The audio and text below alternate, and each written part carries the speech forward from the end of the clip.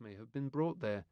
Deep within the castle lay another chamber, Himmler's private vault, but when American soldiers captured Wewelsburg in 1945, they found it empty, its contents unknown, and seemingly lost forever to history.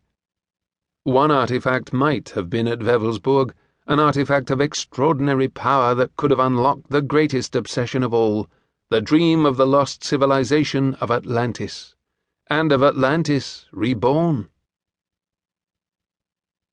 Then, as dawn first glimmered, from the horizon rose a dark cloud, and Adad, the storm god, was raging within it.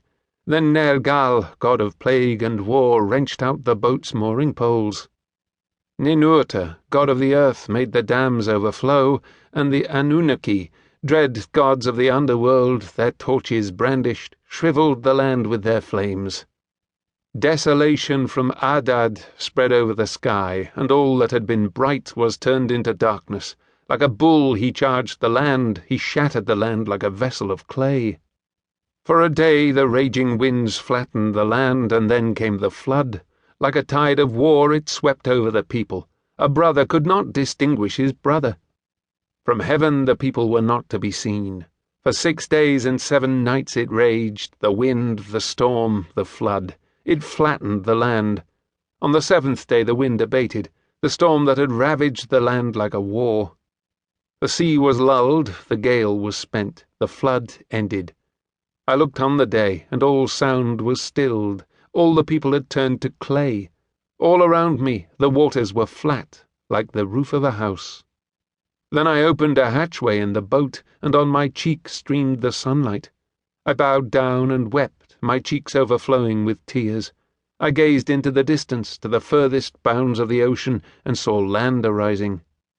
On the mountain of Nisia the boat ran aground. The mountain of Nisia held the boat fast and would not release it. I brought an offering and made a sacrifice, and I poured a libation on the peak of the mountain. So it was that the gods took me and caused me to dwell in this place, at the ends of the earth.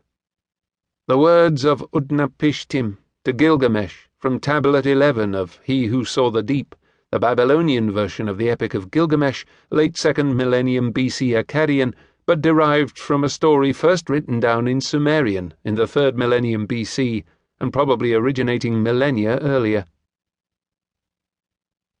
Prologue. The Voyage of Utnapishtim. The man gripped the edge of the boat and squinted at the western horizon, trying to see past the blinding glare of the sun.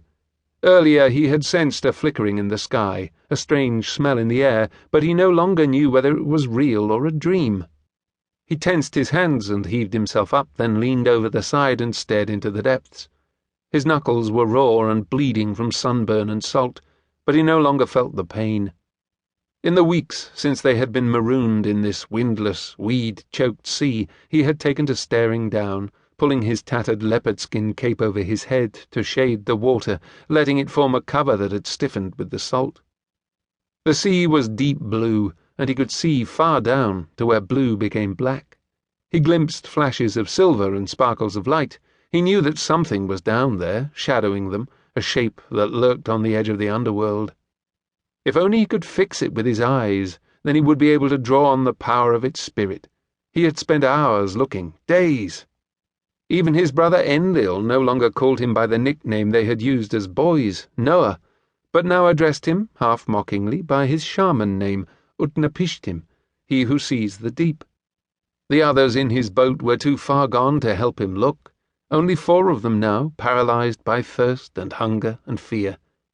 But he was their spirit traveller, their shaman. They might see the earthly form of the monster, but only he could touch its spirit. He picked up his obsidian knife and ran his thumb along the blade, feeling it cut into his skin. He remembered going with Enlil and their father, Ra Shamash, deep into the volcano to find the sacred black stone, and watching the old man make the rippled flat of the blade by pressing off tiny flakes with a piece of antler.